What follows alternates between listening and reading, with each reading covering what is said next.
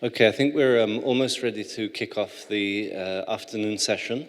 I just wanted to make a comment that due to logistical reasons, we had to, it wasn't possible to move the seating during the afternoon session, for the 2 afternoon sessions, so we had to put them a little bit further down, whereas the next presentation is going to actually take place here, and it'll be quite a performative presentation. So what we wanted to invite you to do is to actually move at least onto this seating here, or otherwise, ideally, down to these stools to this area in front, so that you'll have a better view and be able to, and then once we've done with that, we can move back to the other seating. This afternoon session is going to be moderated by Irene Sun-Woo. I gave a brief introduction at the beginning, in fact, I think before she was even here, but I think just as a reminder, and for those of you who weren't here, Irene is the director of the exhibition spaces of Columbia GSAP in New York. I don't remember the formal title, is that it associated with the Buell Center, but yeah, you can give the exact wording afterwards, but Irene has a long history of research in architecture and related fields of architectural representation.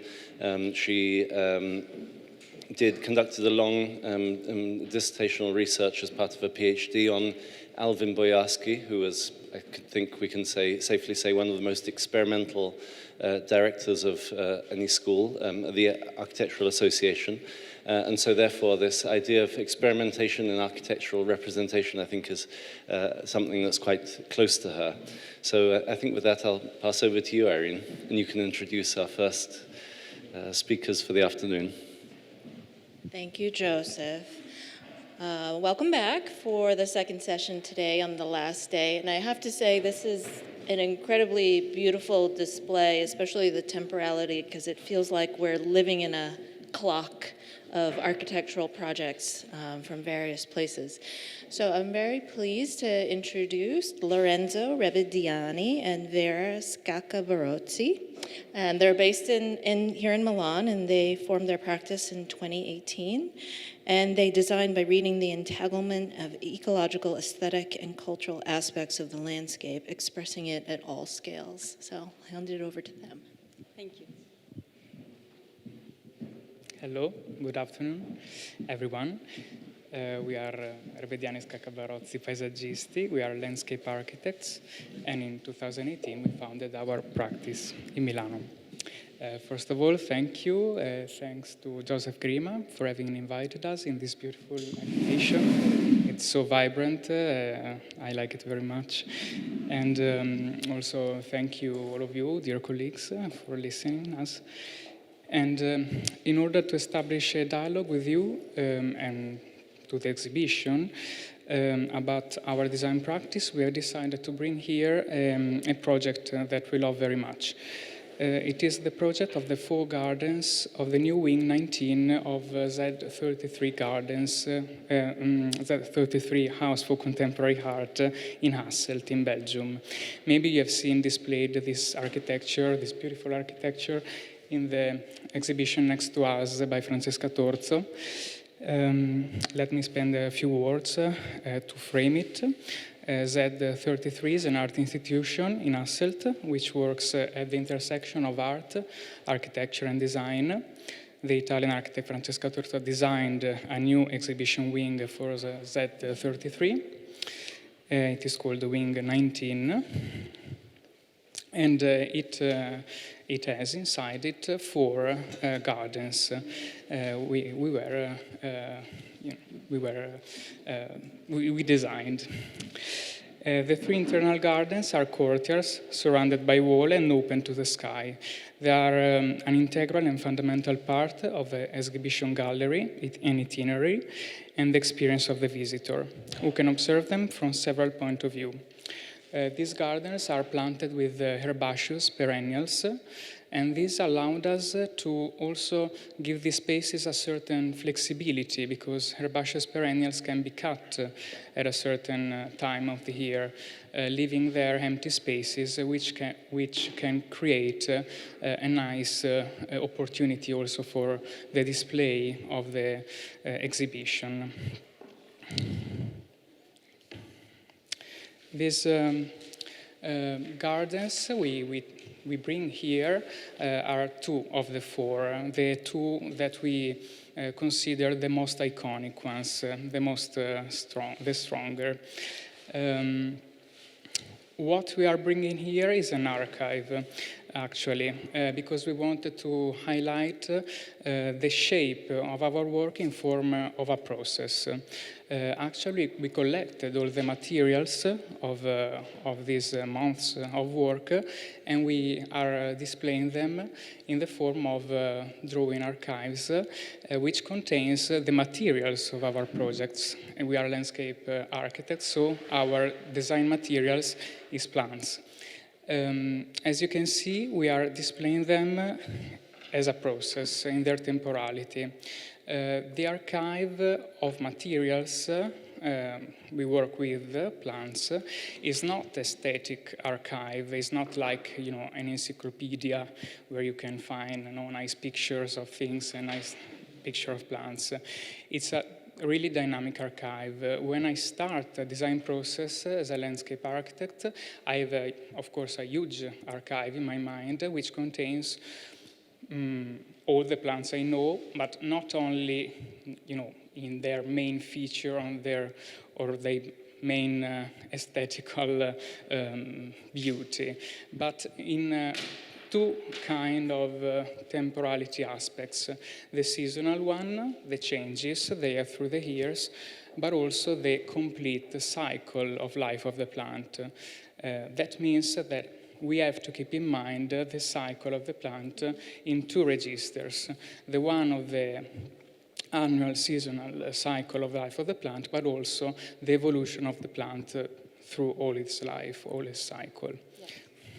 And that's why basically this is an archive of process, and our effort is to get to know these processes, and we need, and what we discover is that we need a lot of time to know them, and we need to be very familiar with them. So basically the only way to get to know how a plant works and what is its cycle is to be familiar with it, is to build a relationship with it. So that's why, for example, we made the same walks week after week in the same places.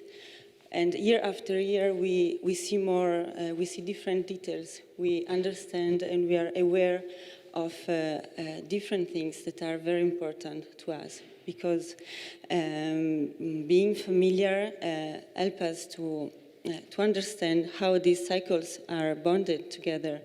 And that leads us to say that designing is not about us, and designing is more about all of this process and how they are together.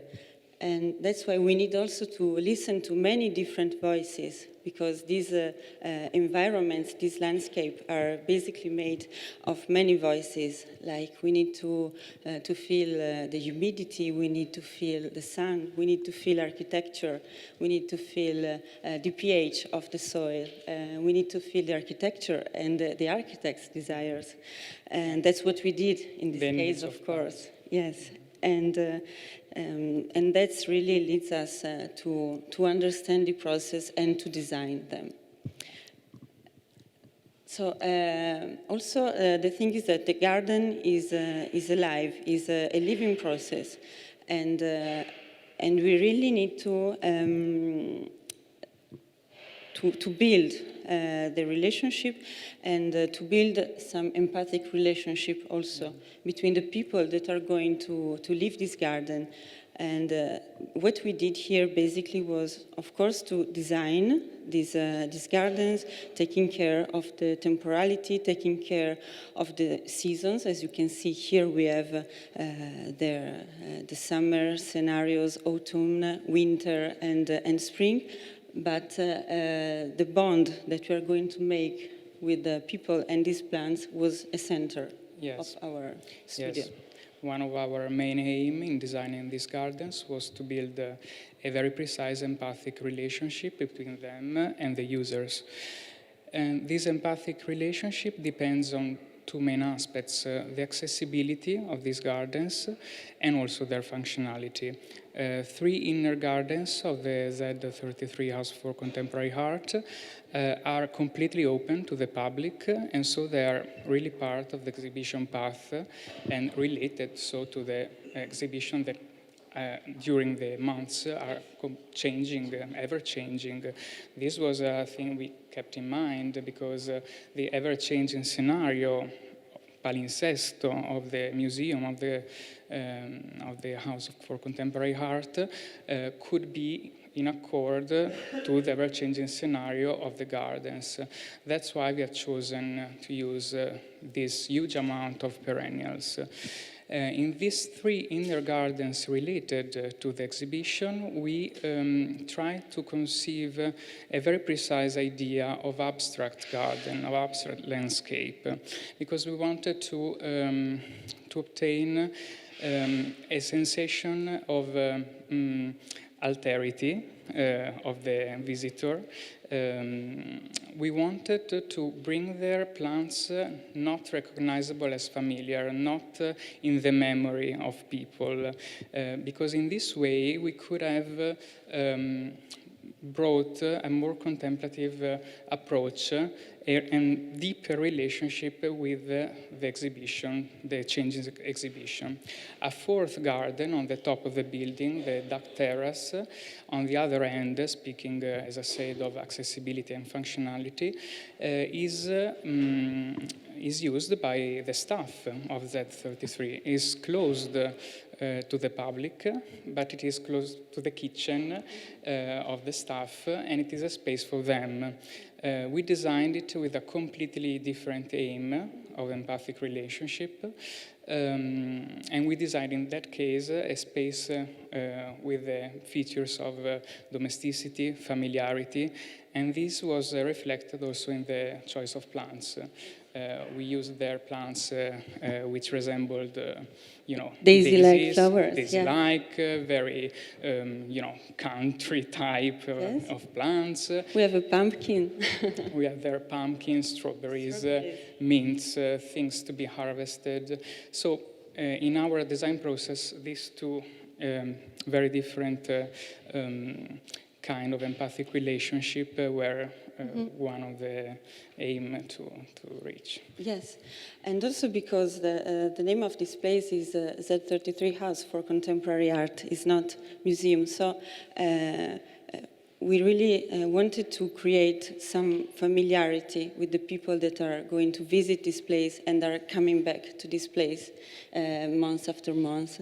And maybe we hope that someone will remember a scent and will wait for that scent for the next year to come, or the same for a flower, will be longing for these flowers. And we really imagined this kind of relationship. Really, it was a project about relationship between people, between the architecture, and yes, we wanted to make people familiar with it. That was our aim. Yeah. Yes. So we would love to close this with here we have this archive of the drawings that we made. We have the archive of the maintenance plan, because the people here is going to take care of these places, of this garden, but probably they don't know yet how to do it. So we made this very detailed maintenance plan, and that you can see it maybe later. It is a very important tool yes. For the staff of the gallery. It is divided in months, and it is very detailed. And also it is another part of our work that shows that garden is not an object, but a process. Yes, and people need to take care of this, to keep it a garden. So maybe we invite you, of course, to take care, to have a look of this. There is everything.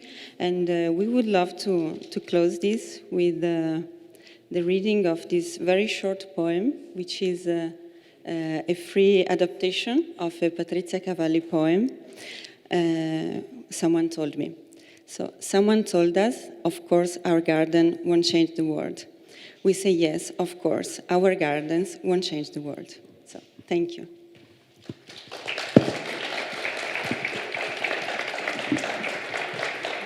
Next, we have Ibiye Camp. Is it Ibiye? Ibiye, sorry. Ibiye is a recent graduate of the Royal College of Art in London, and her work investigates post-colonial subjects, technology, and the built environment through architectural tools like sound, video, AR, and 3D objects that highlight the biases and conflicts of technology.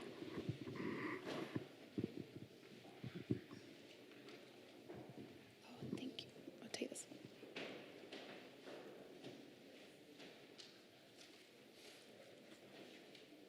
Yeah. I think, is it okay if I stand over here?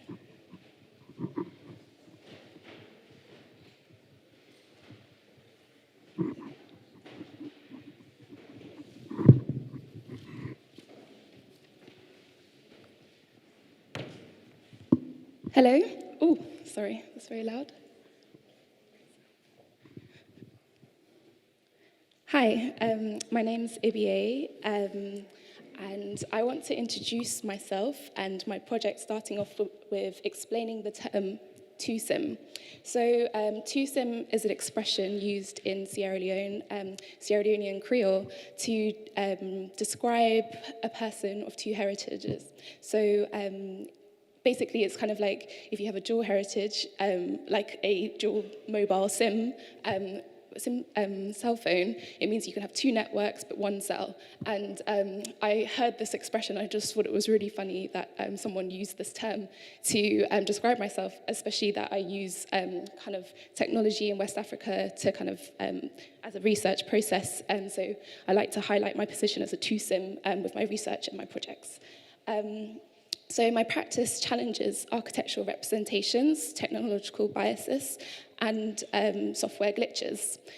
I want to start with a technological bias, which has been used, which has been in the news quite recently and has been highly criticized.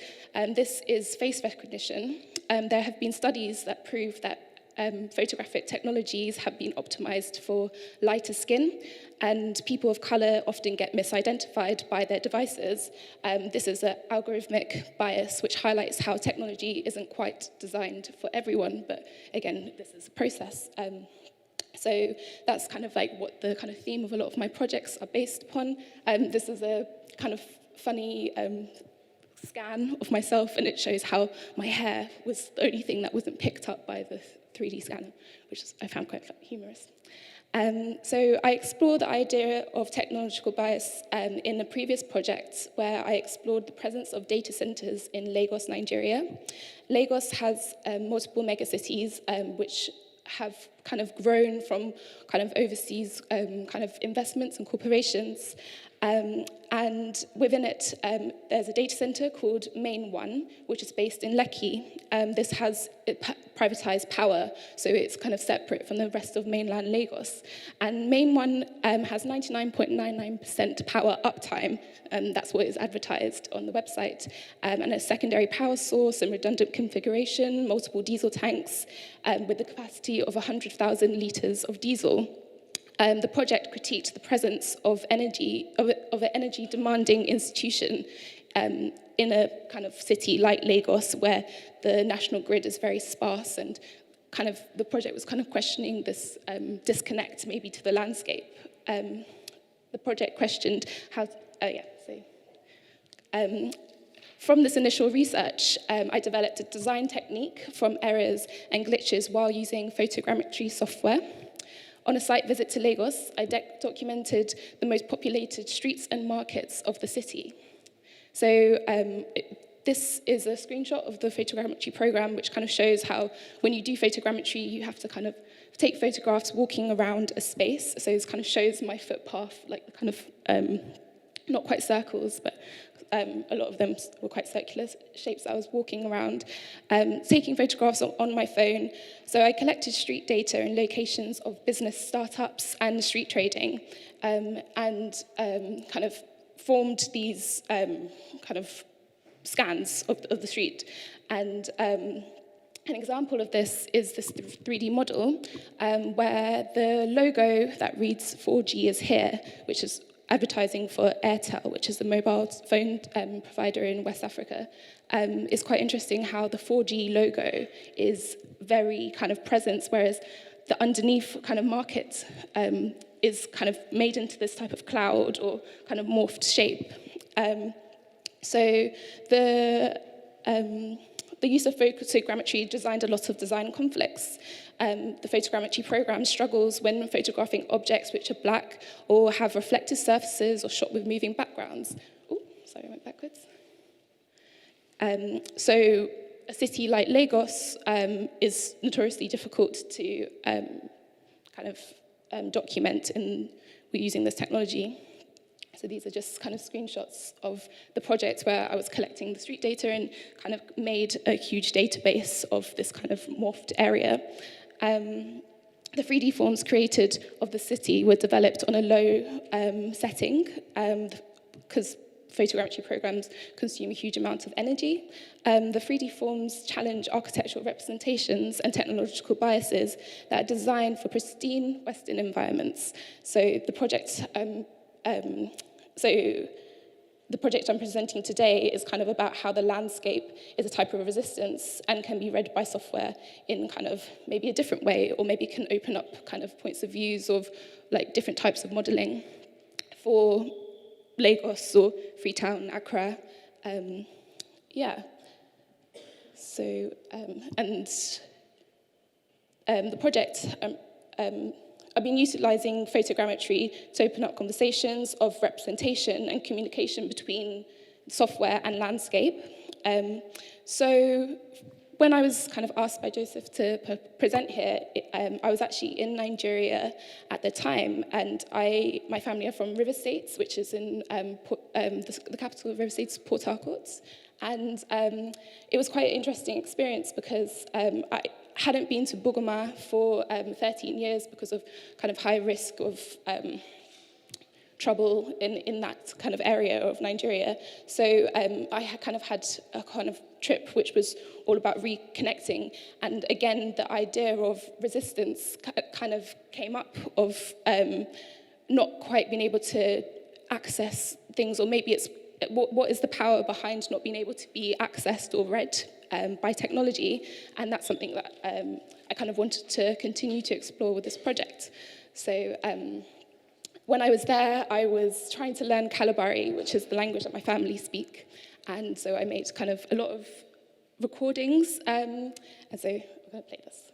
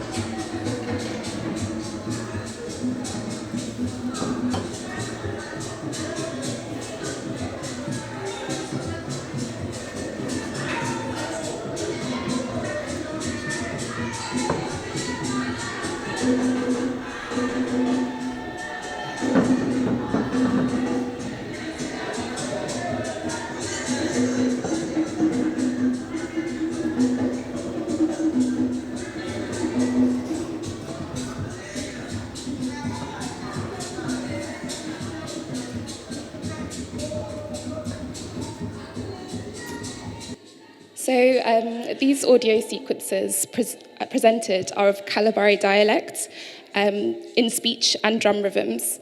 The recordings were taken in domestic and public spaces and are also included with the Sekiapo ceremony, which is performed by masquerades in Buguma. Also, the beginning bit's quite a hilarious bit where my auntie's shouting at my uncle, so I had to include that in. So after returning to Buguma, I began kind of experimenting with this project for today, and the project is called Ikuriko. So in Nigeria, there's 520 documented languages, and Kalabari dialect is the beginning point of this project. It's spoken by 200,000 people and on 22 islands in the river states. And Kalabari is the largest city where they speak that dialect, where my family are from. So from discussions with my family, they explained to me that Kalabari is a tonal language, and the words can differ in tones. So my name, Ibiye, can also be said Ibiye. And apparently that has a completely different meaning, but I'm not quite sure. It's also a drum language, which can be communicated through drum rhythm. So historically, drum languages were used in the river states to heighten action and to announce important events. The drums send vibrations traveling through the creeks and the mangroves of the river state to signal alerts to fishermen in the creeks.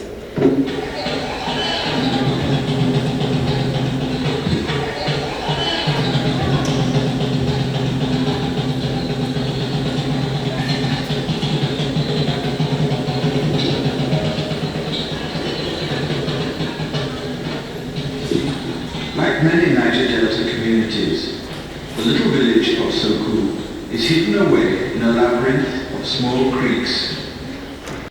So that was a quite interesting video that I found online from my uncle Robin, who actually passed away. So that's why we were traveling to Nigeria quite often. But I think the way that the video kind of starts with the drums going through the landscape is kind of like what inspired a lot of this project, especially with the creeks in the Niger Delta. They have these kind of winding kind of shapes, which quite reminded me of the space that we're presenting in today. So the drum language echoes kind of through the landscape, and I wanted to kind of explore that with using modelling. So today, members of the Sekiapo Society in Buguma still understand the Kalabari language.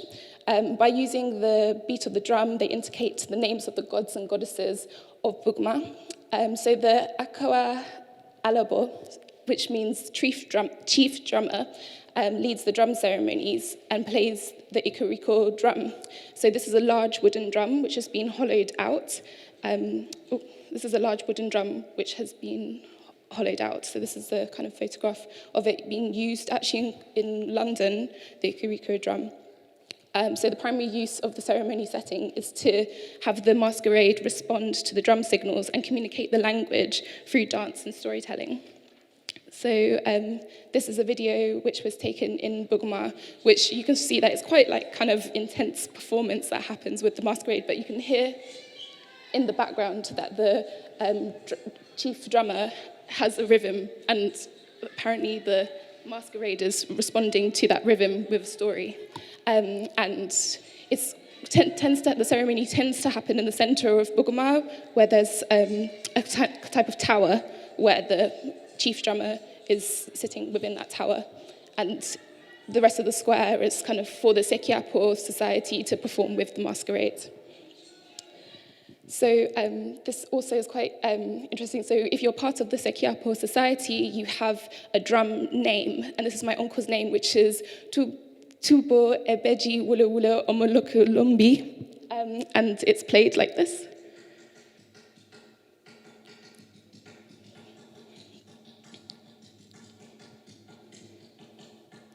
Which is quite interesting as well. So with this project, I see and seed the landscapes into carvings, into wood. The process kind of utilized the landscape, also kind of the idea of resistance between Western tools and the challenging forms of representation of the landscape. The abstract 3D models are wooden and portray the Ikuriko drum in a symbolic way. I kind of wanted to do something quite physical with a material, like a live material, that maybe wouldn't react the way that a kind of 3D print would. So again, it was like working with different plywoods or kind of hardwoods, and even carving from fig tree itself as well. I think it's a kind of ongoing process about communicating with the landscape and kind of what the kind of relationship with technology in West Africa could possibly be, and different forms of modelling as well. I'll present the last two models. So this is scans of my grandmother's house. And I think also the idea of nostalgia kind of is very present in this project as well, because it was the first time kind of returning to Bogoma. And if I was going to keep kind of 3D forms, what is the potential of those forms, and what do they kind of mean with my practice? Yeah, and I like the idea as well that maybe potentially they could be instruments that could be communicated throughout this space. So I haven't done this yet, so it might not work. But I was hoping that possibly these could be played or be a version of a type of drum. So and hopefully these drums here work quite well. But yeah, thank you.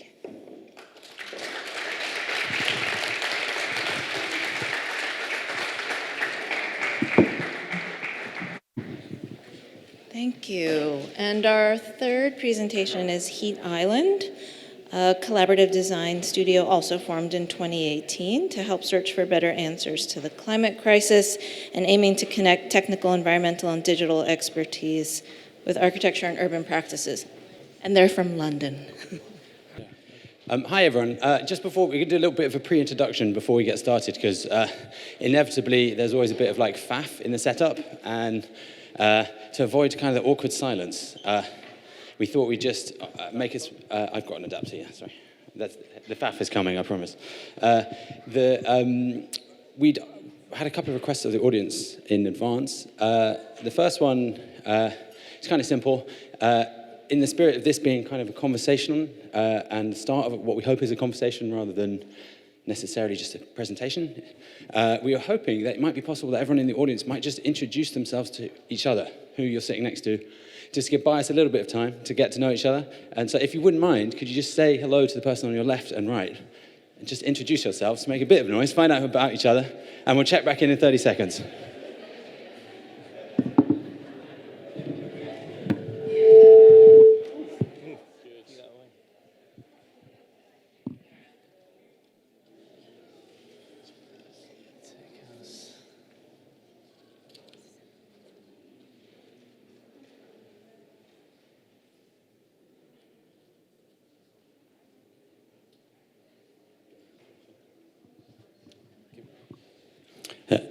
Thanks. I hope everyone, have you made future friends, I hope? Best friends for life? We're still just finishing the presentation here, I apologize. And the next request, which is maybe slightly more unconventional, but our presentation contains quite a lot of detail, and we were hoping that people, the bravest amongst you, might come down to the front and kind of surround us. And so you're not craning your necks, because we're kind of, especially the guys over there, it's all in the detail of some models that we've made, and we'd love people to see them. Please join us. Anyone is feeling brave enough to come on down. It's not going to be a very long presentation, so we hope that someone will jump in. Come on. And if you maybe ask the person next to them if they're brave enough. Okay. We should get started. Yeah. Okay. Yeah. I'll just start by saying we're Heat Island. We're a London-based architecture or design studio, really. It's multidisciplinary. We have environmental engineers, environmental designers, urban technologists, artists, and architects working together. And we formed about 2 years ago. There's 9 of us. Formed about 2 years ago, facing the abyss, or what we perceive to be the abyss of, how do we decarbonize? And I'll just summarize by saying we're interested in deep decarbonization, and hopefully the project will explore some of our interests. Yeah. Okay, so we thought we'd start with just a handful of projects that we've been working on over the last few years. So the first project, this is the headquarters of Shadow Robot Company in central London. So Shadow Robot are the world's leading robot hand engineers, and we were working with them last year we were sort of studying their very detailed workflow, and they asked us to develop a sort of modular system, a flexible system for their workspace. So yeah, what we developed was a modular system using off-site digital fabrication techniques, and this was set up in their workspace and is sort of adaptable and flexible for a company that is sort of rapidly growing and changing their workflow quite consistently. So this is Project Workforce. They are a social enterprise. They operate in the UK and in Bangladesh, and we were working with them to do a study into the working conditions of garment factories operating in the shadow economy in Dhaka, and developing new models for traceability in the sort of fast fashion industry. We're also very interested in systems for decarbonisation, as Joey said. So this was a competition-winning proposal for a product called EvaPanel, which is a evaporative cooling ceramic facade system. It's designed for hot, arid climates, and the panels are sort of designed for retrofit of different scales of buildings. And lastly, this is an urban ecology project. This is a teaching kitchen and garden for a central London primary school. It was community fundraised, and it was endorsed by Jamie Oliver. And it's on site at the moment, and it's a very exciting example of a London school, quite a deprived school with many spending cuts for the last few years, who have taken a piece of car parking in their site, made it redundant, and given it over to productive use, neighbourhood use, and food production. Okay, we're going to swiftly move on to what we're actually going to talk about. This whole presentation is based around one project we started for this Triennale. In fact, we'd just like to say thank you especially because it came at a very good time for us, because it was being asked to kind of create a manifesto of our thoughts and research at this moment, because we'd been doing a lot of research and we needed an excuse to kind of put it together. And so we're presenting a project called Deep House, and the concept of Deep House is basically about reconsidering construction futures under the guise of climate pathways.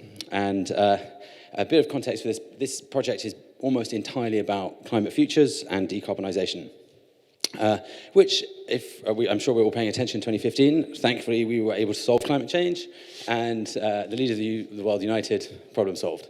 I'm being facetious, of course, but this wasn't a monumental achievement, but actually what it sort of set the precedent for is great uncertainty about how to achieve its goals or whether we would even get anywhere near. And the other thing is that I promise there's not going to be too many graphs in this bit. We'll go quickly, but this is a very important graph. One of the models that was used in forming the Paris Climate Agreement is these Ipcc climate pathways. What they represent is like the future models of the Earth's climate based on emissions over the next 80 years. You might have seen this before.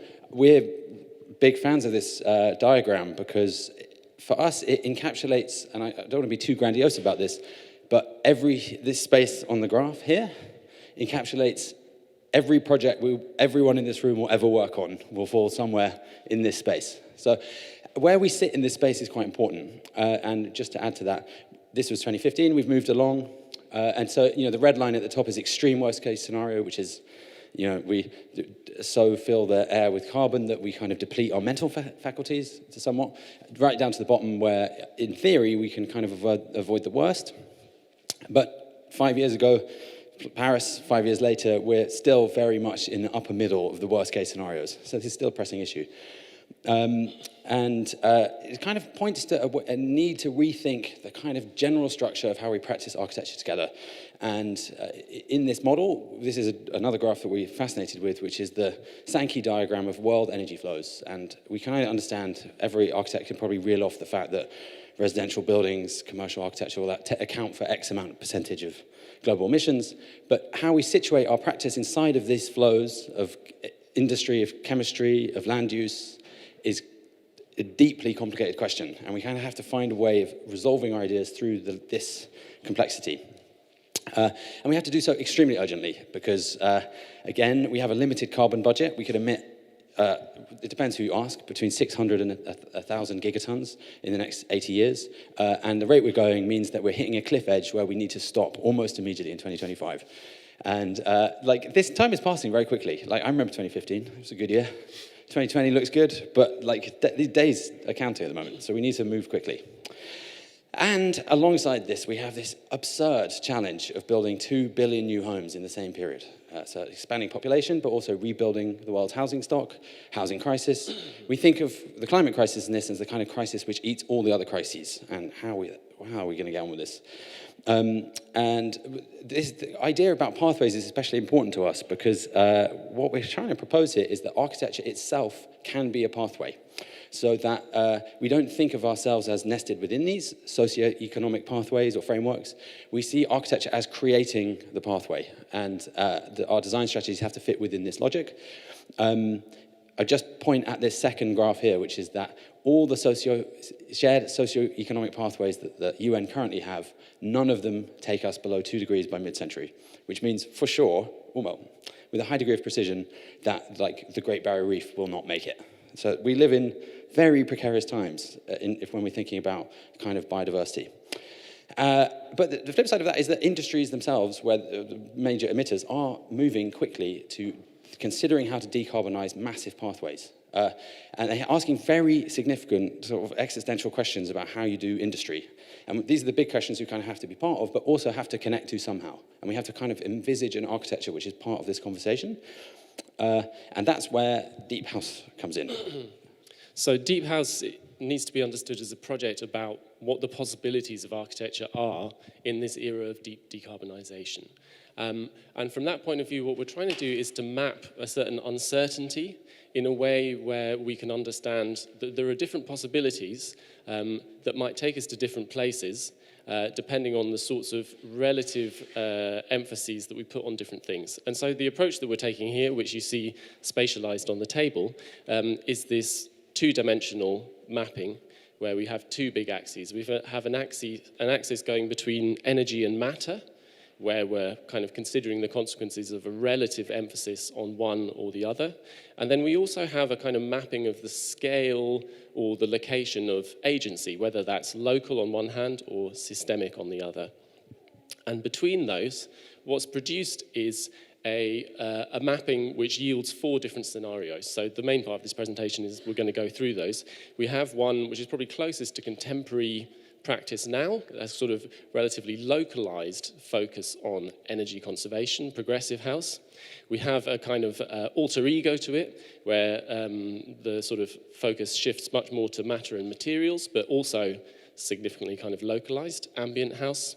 We have one where we stay in the world of matter, but we think much more in terms of these sort of planetary systems and entanglements. It's acid house.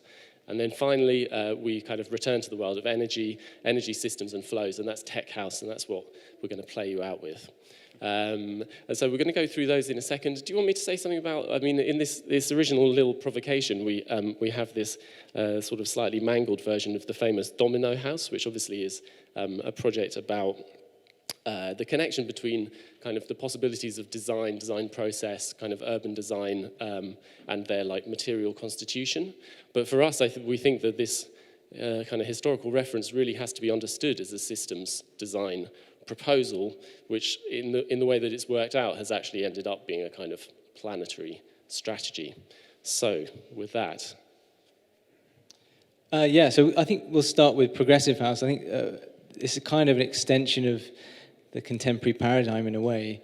It's high performance buildings, the architecture of complex layers, layering, air tightness, the very familiar principles that are, super insulation, air tightness, mechanical heat recovery, kind of highly engineered. We're also talking about,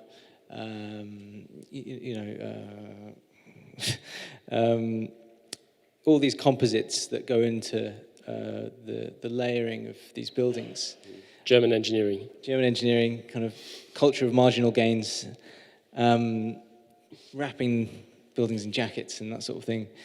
So it's kind of like a good faith scenario. We're putting ourselves in the hands of the M&E engineer in a way, and we're following them in good faith.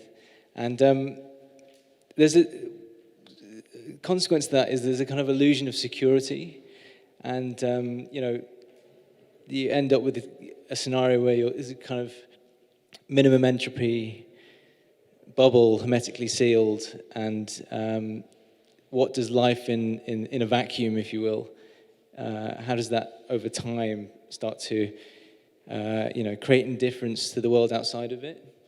And then we start to ignore these invisible externalities, so material flows that happen at a distance, and the high embodied energy that goes into these layers, and what the kind of implications of circularity and the composite materials that build them up. And we have to kind of ask ourselves, if we're building 2 billion homes, what's the kind of planetary implications of that? And how does that affect other ecologies and that sort of thing? So, yeah. So Ambien House, which is this other localized scenario, is based on the idea that it may well turn out that over a long period, these material problems, the problem of how you end up with like 2 billion houses worth of Tyvek ending up in the sea ultimately, that they may turn out to be more intractable than the simple problem of how we generate sort of sufficient low-carbon electricity to sustain our everyday needs in our houses. And so Ambient House is an architecture generated by a certain set of self-imposed restrictions at the level of materials. So it's a kind of architecture which is super local, crafted. It's kind of an architecture of like terroir, which perhaps uses digital means for certain things, but is ultimately in a kind of pseudo-vernacular way, like deeply rooted in its own kind of local material cycles. It has this, as a sort of axiomatic principle, the idea that nothing should go into the building, or as little as possible should go into the building, which you're not happy to ultimately see end up like chucked into the sea. And that's something which, over the long period, will tend to happen. If you have a 90% efficient plastic recycling process, which so far nobody in the world actually has reached that level, that 10% compounding works out to an enormous amount of kind of toxic or unacceptable waste in the long term. At the same time, Ambient House as a strategy obviously involves certain trade-offs. It's really a scenario which you can only inhabit if you have a certain level of optimism about the possibility of kind of abundant, locally generated electricity, which is able to bridge the kind of leaky and necessarily inefficient sort of material constitution of the architecture. So I guess this is like an architecture potentially of solar democracy, or like wind republics, or whatever they have to be. It's one where if that remains a limiting factor, then perhaps it's going to pose some sorts of problems.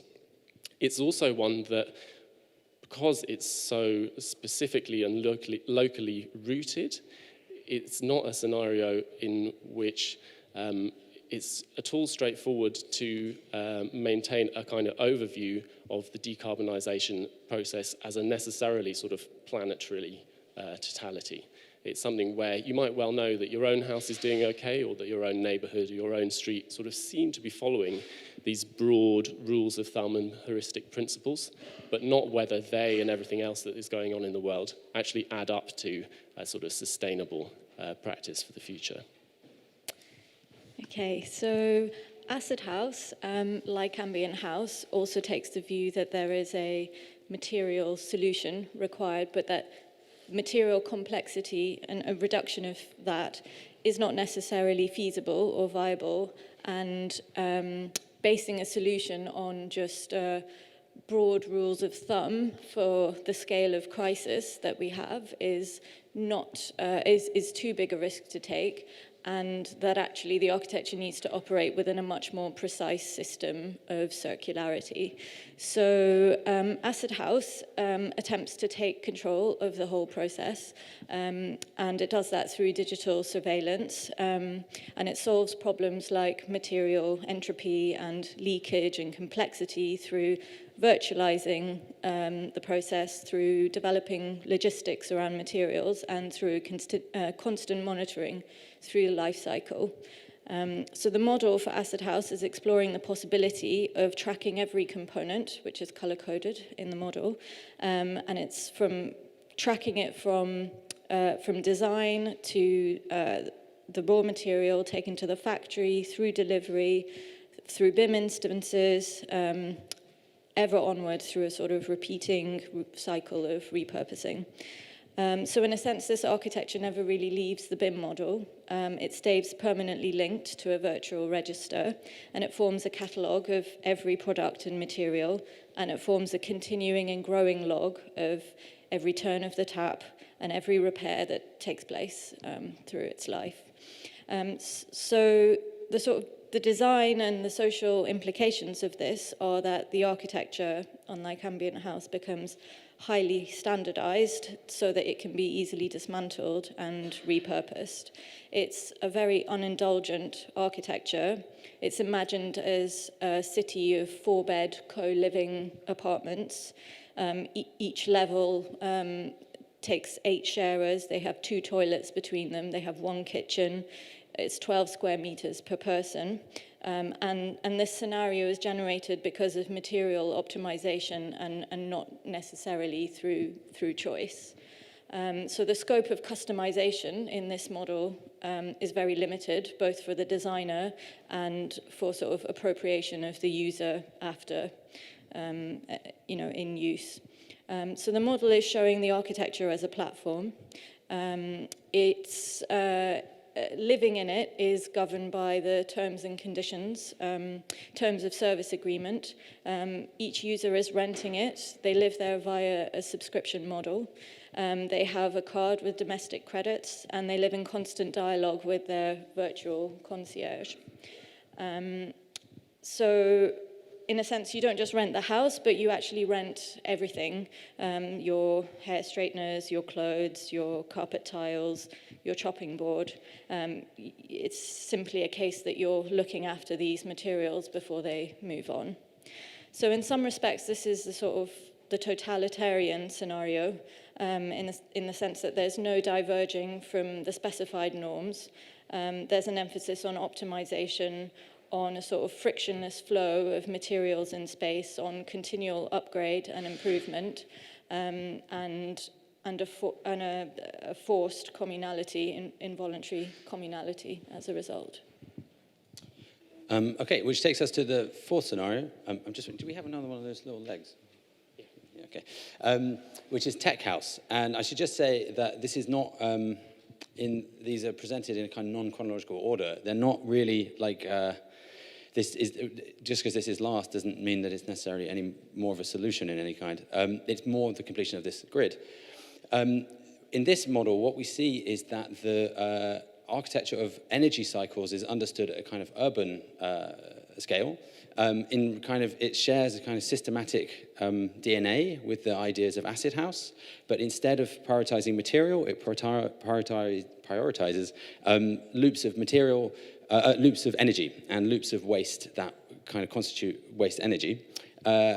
So it kind of sees its position inside of the city as responding to waste inputs, essentially. And instead of centering the human or the residential dwelling as the kind of main unit of development, it centers the ability to handle these flows, to buffer waste. And so as part of that, it kind of, in this idea of it, it's kind of proposed as a modular kind of surface of innovation to kind of increase the surface area on which carbon capture technology or waste heat experiments can take place. What we see is that in this instance, we're taking the idea of using pumped hydroelectric storage as like a main component of a building, putting like a 600 cubic ton water tank on top of the building so it can store as much energy from green sources. We're also exploring the idea that carbon capture could be used, like the HVAC systems of a large building could actually be used directly for for direct air carbon capture. And this is actually a working system where they take carbon out of the air and put it into, make synthetic crude oil or liquefied CO2, using kind of these enormous HVAC systems that we might already have in our buildings. We also begin to imagine a system of ambient waste heat treatment. So we're taking from industry and recycling, but the heat might not be for the benefit of humans, it might be for the benefit of agriculture or small scale kind of production of leafy greens. We kind of imagine this as like a chemical plant or a power plant in which you're kind of fortunate or unfortunate enough to live. And you kind of under the arches of an infrastructure which is ever-changing and kind of bigger than you. A kind of model that we might think of as kind of moving on from district heating to sort of district survival, but not necessarily with the human as the main unit, rather the general ecological footprint that is required. We kind of very interested in this model of like power to X, in which you use green energy as a kind of production tool for many other processes, including things like hydroponics or aquaponics to filter water. So we see in the middle of this the architecture of a kind of response to climate change decenters the human, producing kind of infrastructural scale interventions. But I think a useful reference point for this is actually like why we might actually get here. And again, I think it's worth repeating that these are kind of speculations of directions we might take as a kind of global community interested in construction.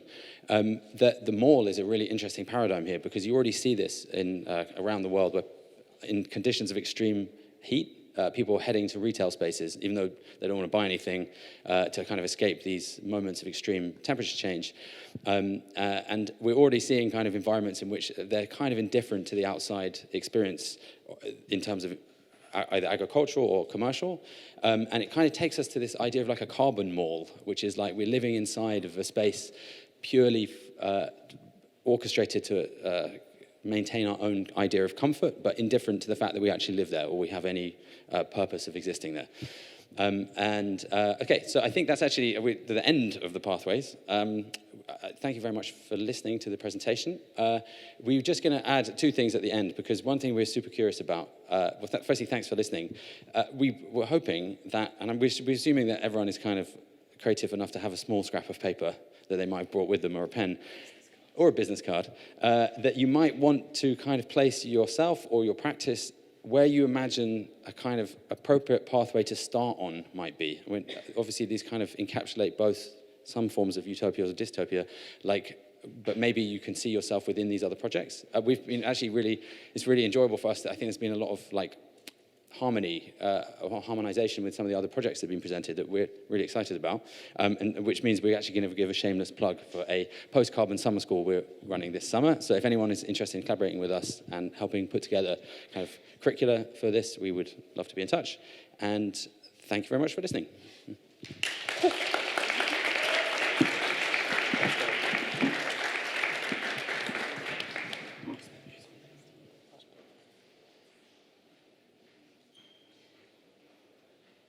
Thank you.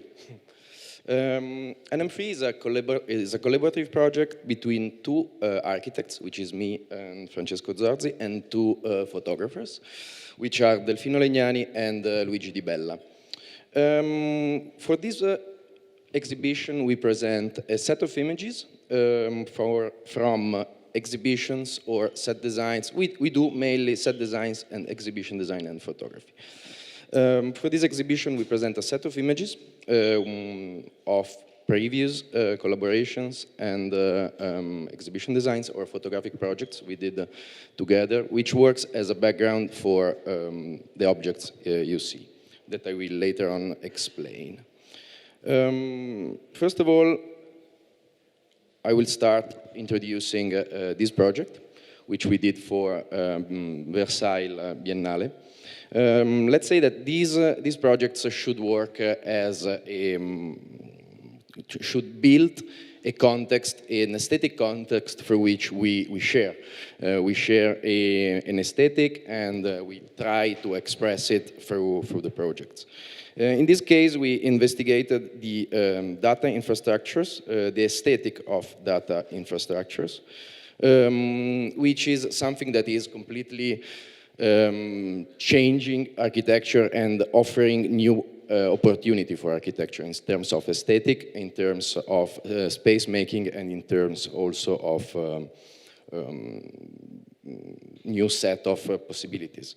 In this case, we visited several warehouses in Milan, in the outskirts of Milan, and we tried to render them through this photographic installation, which reflects on some issues, which is mainly standardization, the idea that these spaces reduce architecture to its bare minimum, and efficiency and engineering are at stake. I will go very fast through these images. As you see, the aesthetic of the spaces and their environments are extremely dry, and this is something we tried then to, we got in a way very obsessed by that, meaning that we tried at a certain point to replicate those type of things into something that would express the very same aesthetic vision. And for example, this is for example IKEA in Piacenza. This is another project we had the possibility to do for another exhibition we created.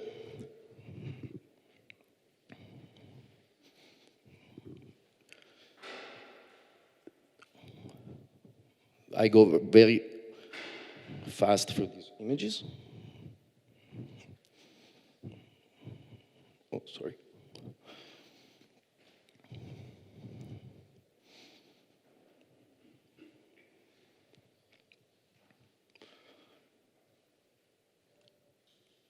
I'll show. This is another project we did in here in Triennale, for Carlos Casas, which is an artist we worked with in last year. We did with him, this avalanche is a work he is working on since 2017. Sorry, it's we did it in 2018 for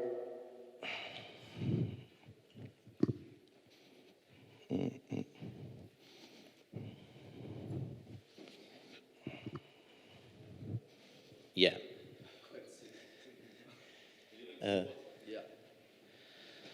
So yeah, basically, let's go on. This is a project, as he said, done for this artist, Carlos Casas, here at Triennale, not very time ago, not a long time ago. Yes. Vai sederti. No, it's okay. Sì. We did this exhibition design using, again, this standardization and standard systems. He works on the Pamir house type, which is a typical house, let's say, model from Afghanistan.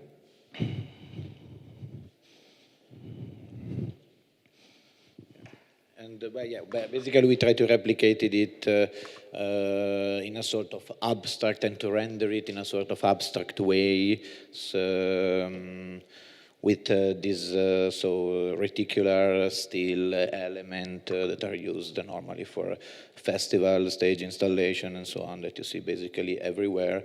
And we're kind of obsessed with this kind of steel structures, and we replicated just this Pamir house in a sort of new techno way.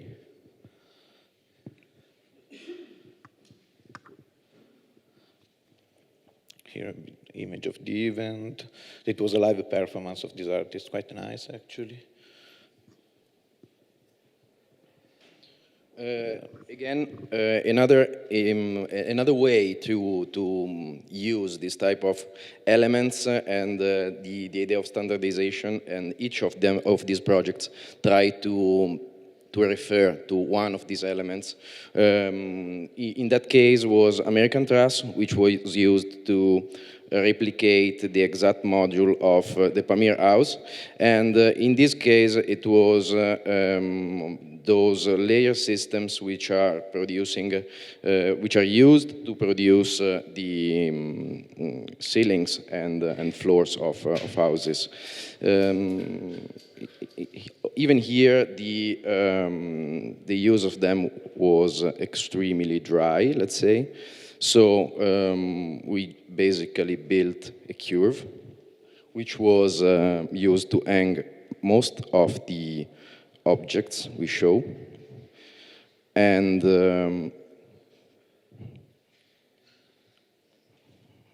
again, in another occasion, which was again an exhibition, we tried to use another key elements for the entire layout, which was a metal steel from plasterboards, which organized the entire space in a very simple geometry.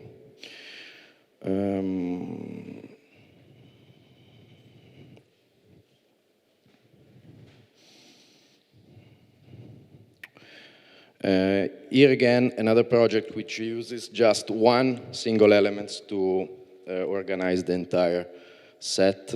In this case was a scaffolding system, very simple scaffolding system, which was organized to lay out the entire space, which was a garage. Actually, this was a launch party for Adidas. In this case, the only module was a scaffolding, as I said, and we tried to use it and to generate complexity out of this strict and very simple element by organizing and measuring the space into a precise way.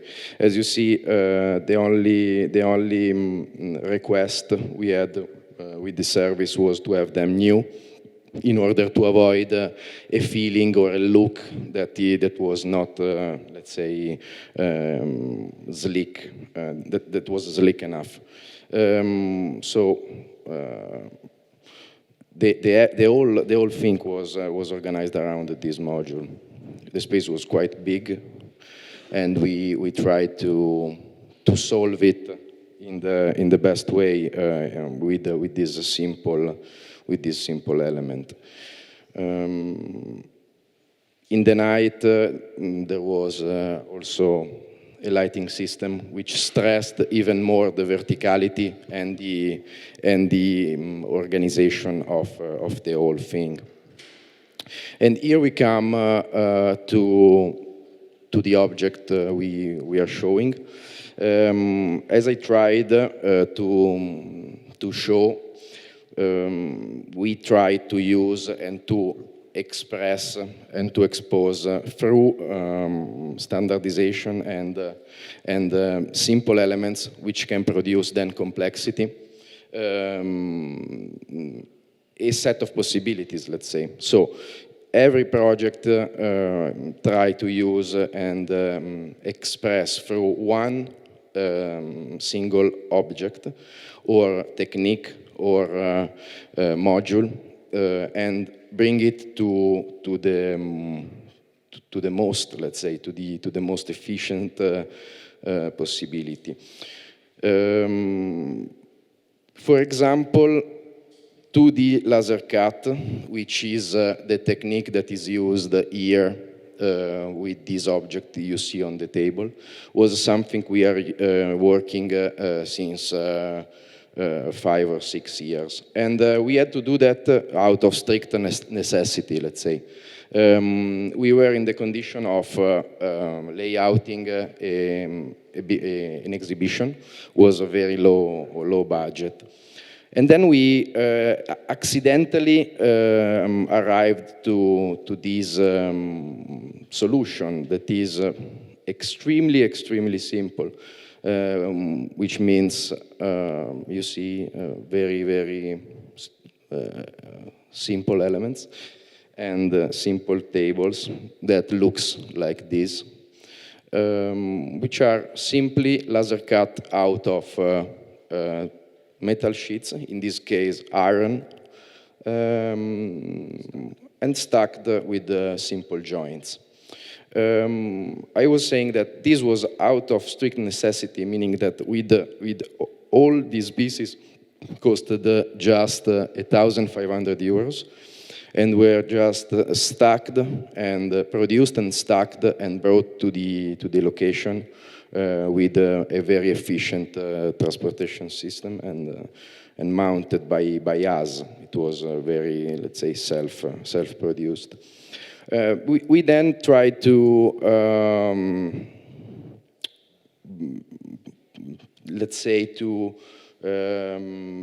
bring on or to go in deep into this research on these simple elements, and we then moved them into furniture, let's say, into houses. We had the possibility to do several little interior projects that had always these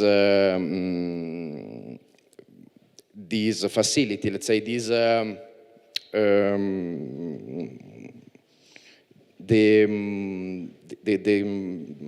advantage of being extremely cheap, and at the very same time extremely adaptable.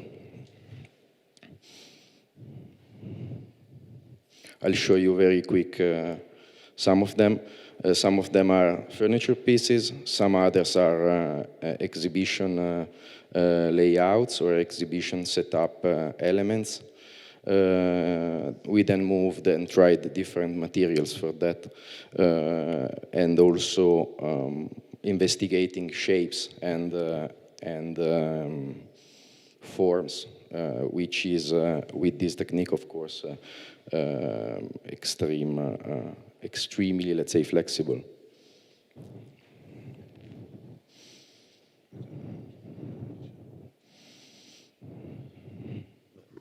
Yeah, this is basically the last series that we have produced. Non si vede più. So these are shiny elements, and those that you have seen, yeah, here. We have produced these 3 prototypes for a gallery here in Milano called Galera Sansoda, for an exhibition of Louis de Belle. And yeah, this is basically a natural consequence of these first 3 prototypes.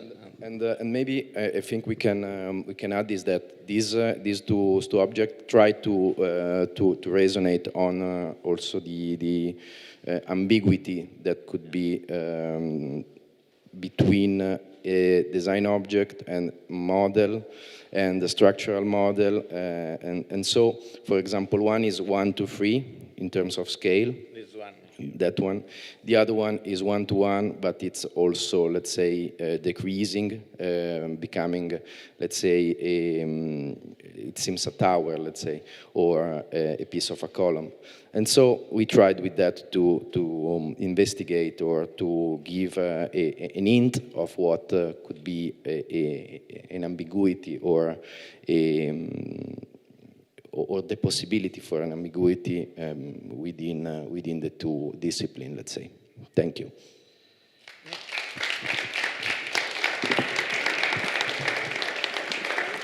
Could we have all of the presenters for this panel? Maybe we can just stand up here rather than struggle for seats. And where's the second microphone? Thank you all so much. That was presentations were really fantastic. So pleased to learn about all of your practices. I think rather than address the more topical issues that kind of thread through the presentations, I'd like to start with kind of a broader question.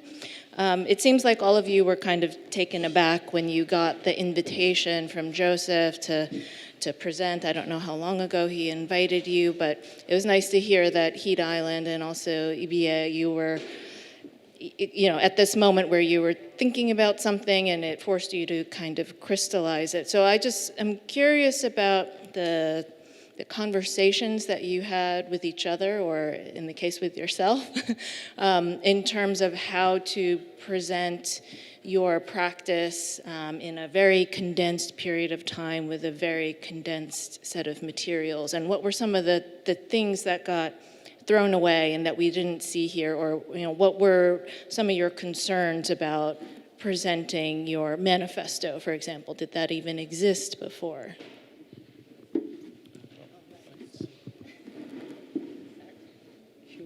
Okay, we can start. What we wanted to do was to show our practice and show what we did, what we usually do when we have to design something. And what we did was basically to take all the materials that we produced for that specific project and make an archive. That means to watch it again from another point of view and try to organize it and to make it more manifest, so to make it more accessible, to make it clear to the people. So what we need is really, all the materials that you see here is what we already had. And so of course, we made the boxes, of course, we made it nicer, but it was what we already did. So it's really our way of designing. That was we thought it was maybe important to show, or interesting, maybe, we don't know. But maybe on that I can pursue a little bit further, because in your presentation you were talking about the familiar versus knowing, which are two different things, and you were really emphasizing familiarity, which kind of assumes something about your audience and also what you assume a function of the spaces and the user. So knowing that now we're users of your object, can you kind of talk about what you mean by the familiar and how someone other than yourself sees that as familiar? Because the archive is quite personal. And to kind of let it unfold in the public assumes a certain interaction with people who are unfamiliar. Yes, in fact, we decided to do this archive with these kind of drawers that can come out and that we will put back after this presentation in the way that people can kind of discover. It's really the gesture to take these drawers out and to have a look inside. That it's the kind of relation that we wanted to build with the work. So a kind of discovery also, but a very small one because, but it's kind of discovery, yes. So what about Heat Island, our team presentation? It seemed, you did say that this was something you'd been thinking about, so you tackled the opportunity to yeah, absolutely. I think the word that jumped out there is kind of manifesto, because I think there's something like, I don't want to say like retro about it. It was something quite scary about the idea of formulating something which might be perceived as a manifesto at this moment in time, I think.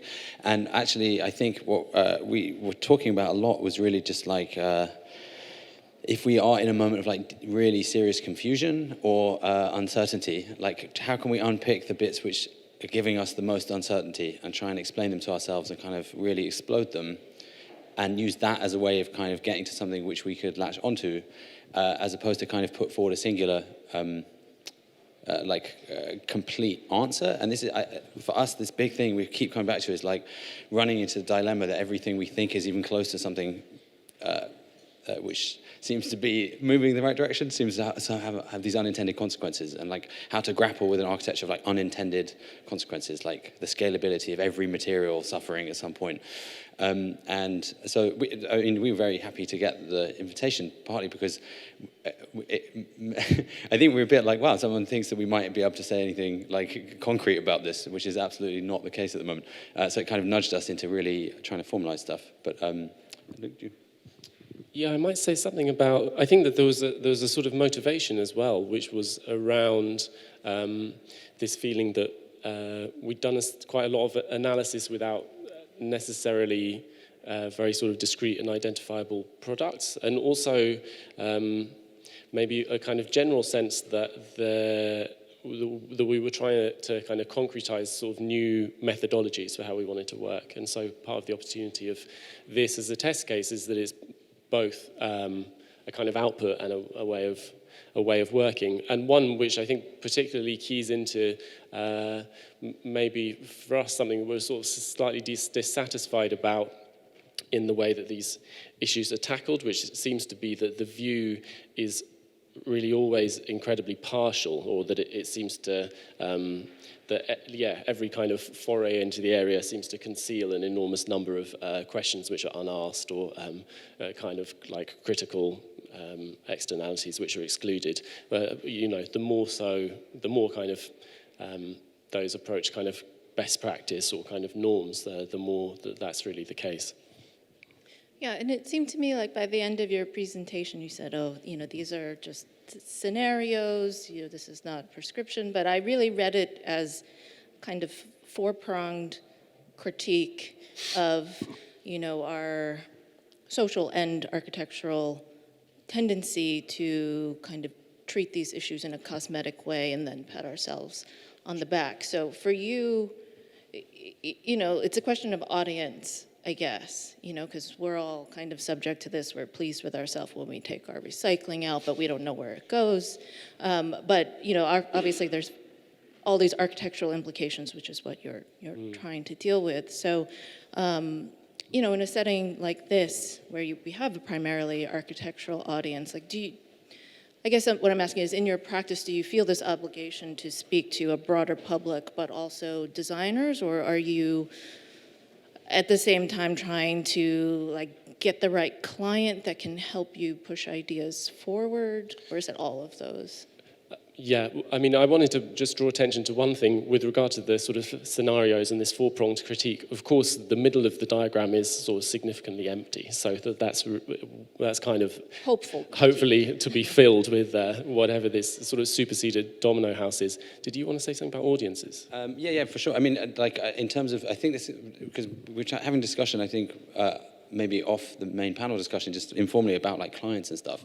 And I think that the big thing for us is just that we've had a continuous discussion about how it will be possible to fund any of the projects we'd like to do in a world in which no one is kind of willing to quite make the first move in terms of really addressing it head on. And that what we're finding is that a lot of the people who are interested in doing stuff are non-architectural in their audience. So a lot of NGOs and stuff kind of want to have conversations, and they're kind of really curious about the idea that architecture might be interested in that dialogue.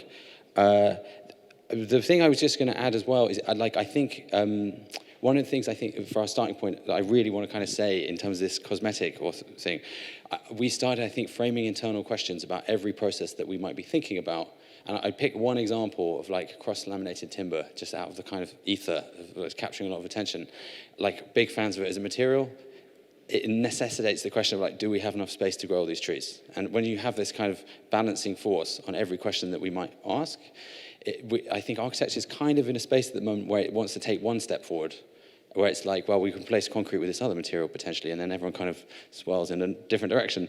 But actually, if it's not part of a systematic conversation, we're literally just going to end up in a different problem in a cycle, Could I just say one very quick thing about audiences, which is that I think for us it really works really well to show these to this kind of small, very expert audience first, because I think part of what we're doing actually communally is starting to develop between many of the projects a sort of shared vocabulary to start talking about what the next stage of this kind of conversation in design is, and that these synergies between lots of different projects, including ours, I think you can start to see those coalescing actually in a way that's very exciting. And Ibiye, beautiful presentation. I was also happy to hear that the prompt for this event pushed you to take your research into, it seems like, a new direction. So could you talk a little bit about that pressure and the formulation of this? Because it's also interesting that in the beginning of your presentation, your interest in the technology or technological biases was really about the privileging of vision and the visual, which is a long tradition, and the turn to the sound aspect of the culture in Nigeria is, quite radical in that sense, in that there is a level of deliberate invisibility that happens with that, but through hearing. So could you kind of unpack that a little bit and talk about how you maybe struggled as an individual in terms of coming up with the right presentation format?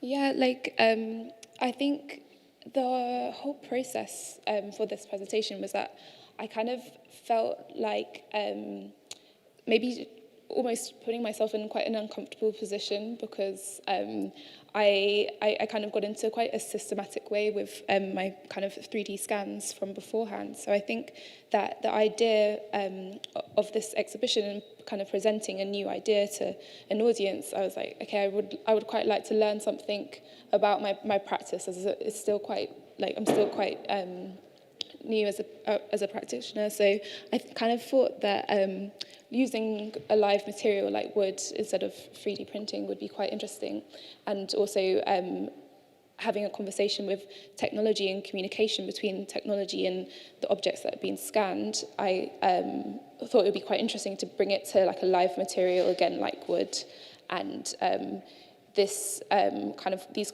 types of questions were kind of had between me and my family about